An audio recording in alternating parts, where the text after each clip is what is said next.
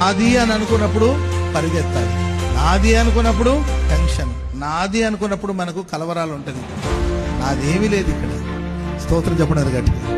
నేను యాత్రికుడు, నేను పరదేశి, పరలోకం నుండి వచ్చాను, తిరిగి పరలోకానికి వెళ్తాను.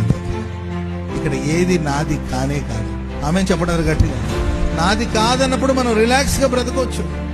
ఈ వస్తు నాది, ఇల్లు నాది, ఈ కుటుంబం నాది, ఇది నాది, వీళ్ళు నాకు సంబంధించిన అని మనం అనుకుంటున్నప్పుడు మన కలవరాల మధ్యలో సాగిపోవాల్సిన పరిస్థితి.